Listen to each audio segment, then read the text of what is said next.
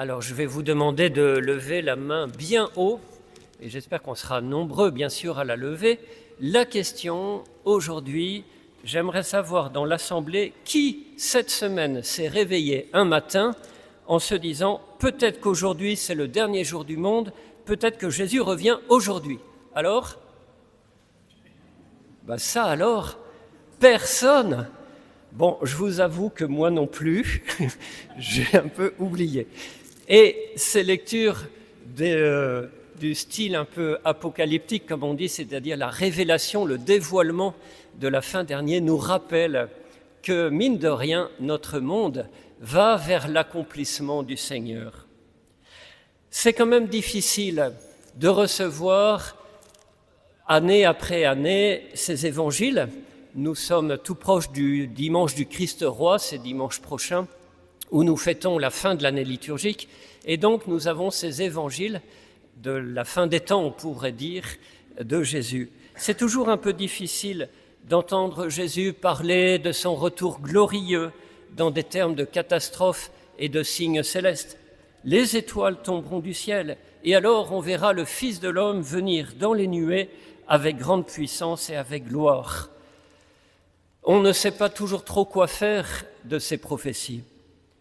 Par exemple, parce que tout simplement nous savons que scientifiquement, oui, la Terre disparaîtra un jour, mais ce futur dans la science s'établit dans des milliards d'années plus tard. Donc quelque part on se dit, bon, c'est pour les suivants. Ou alors, on sait aussi que les premiers chrétiens attendaient de fait cette venue du Fils de l'homme dernier, à la fin des temps. Mais en fait, ça fait 2000 ans que les chrétiens attendent cette prophétie, et donc peut-être que nous finissons par dire, ça sera plus tard. Ou bien aussi, finalement, nous-mêmes, nous sommes quand même pas trop mal dans notre temps, même avec les difficultés de la vie. Et nous ne sommes pas toujours très pressés de voir arriver le retour glorieux du Christ. Je pense qu'il faut peut-être se laisser un peu triturer par cet évangile, c'est ce que nous faisons ce dimanche, pour comprendre ce qu'il veut vraiment dire. Et pour cela, il faut revenir au contexte. Jésus enseigne, mais pourquoi il enseigne ? Qu'est-ce qui s'est passé ? Qu'est-ce qui a provoqué cet enseignement ? Cet enseignement vient d'une discussion qu'il a au temple. Un de ses disciples s'est enthousiasmé devant la splendeur du temple juif à Jérusalem.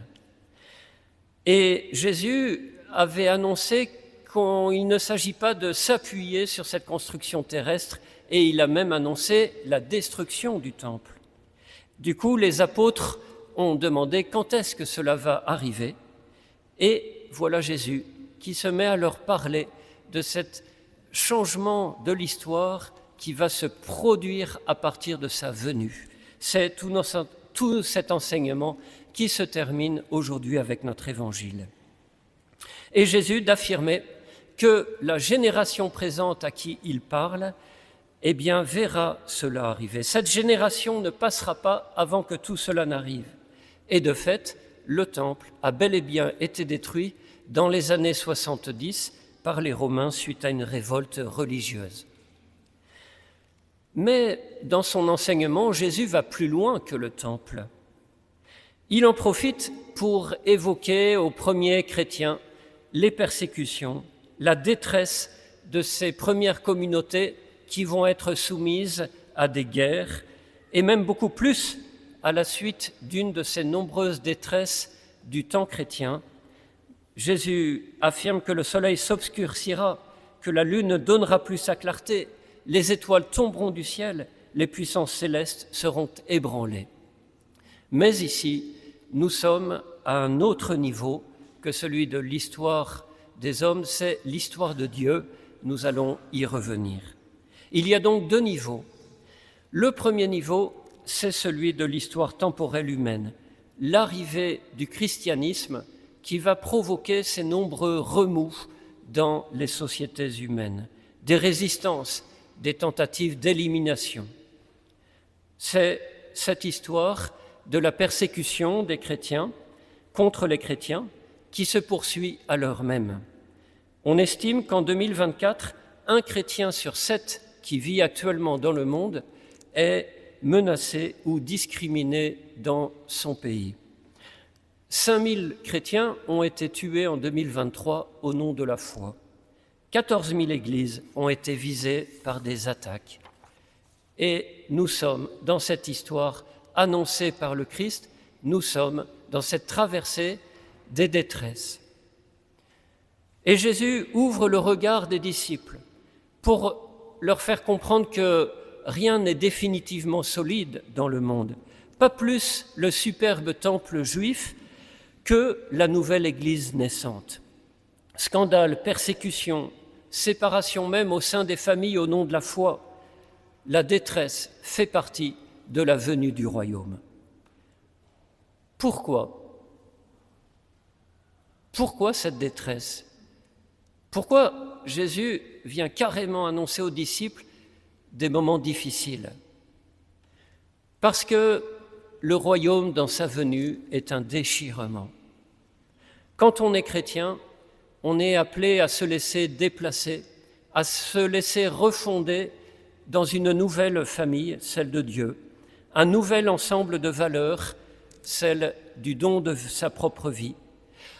Quand on est chrétien, on est appelé à mener une foi toujours en recherche, en balbutiement, parfois en doute. Nous sommes appelés à renoncer à vouloir conduire notre vie par nous-mêmes, avec nos seules forces, pour nous laisser entraîner par l'Esprit Saint même de Dieu. Cet changement, cela provoque des résistances en nous, mais aussi, évidemment, chez nos proches ou dans le monde. Et c'est une détresse que nous pouvons expérimenter nous-mêmes en ce siècle, quand nous sentons que le monde évolue parfois en dehors de l'Évangile et que nous nous posons beaucoup de questions. Nous nous retrouvons quelque part un peu aussi, toujours, dans ce déchirement. Seulement, ce déchirement a une vertu, c'est celui d'ouvrir un espace en nous, quelque part de nous étirer pour nous greffer sur quelque chose de nouveau. Et la réponse de Jésus aux disciples, c'est la confiance. La confiance en Dieu qui nous donne la force de nous laisser transformer comme un pain qui mûrit dans le four et qui grandit à travers ce déchirement de la pâte, mais qui grandit, qui devient un bon pain. La confiance de Dieu qui nous laisse nous transformer à travers ces épreuves. La confiance en Dieu qui veut aussi parler en nous, à travers nous, faire de nous des prophètes pour le monde, avec son Esprit Saint qui parle en nous. La confiance en Dieu qui nous ouvre, à travers nos propres chemins de croix, un chemin de résurrection. Voilà donc pour ce niveau premier de l'histoire humaine, cette prophétie sur la destruction du temple et les bouleversements de l'histoire humaine. En revanche, le bouleversement céleste évoqué par Jésus à travers le soleil, la lune, les étoiles, les puissances, c'est un autre niveau. Cela désigne le bouleversement même en Dieu devant le changement du cosmos, de la création, devant l'avènement du Christ dans l'histoire. C'est un langage symbolique qui vise à exprimer l'ampleur de la puissance divine à l'œuvre dans le monde. Dans la Bible, les volcans, les tremblements de terre, les tempêtes, les signes astraux sont autant d'images de la grandeur de la réaction de Dieu face à l'histoire humaine. Il y a le temps des hommes, leurs luttes, leurs actions, leur résistance face aux forces du mal avec l'aide de Dieu. Et puis, il y a le temps de Dieu, son projet qui nous dépasse tous largement, celui de mener la création que nous connaissons vers son accomplissement à la fin des temps, dans cette terre nouvelle, celle qui est définitivement bâtie sur l'amour éternel du Père, et de faire entrer cette création temporelle dans son éternité. Ça, c'est la recréation, c'est la puissance, et c'est ce qu'exprime Jésus à travers ce bouleversement du cosmos même. C'est une autre œuvre de puissance surnaturelle symbolisée par ce bouleversement céleste.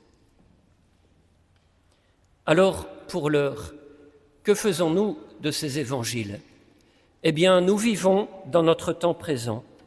Cet évangile nous désarçonne parce qu'il nous rappelle que rien définitivement n'est solide en notre vie.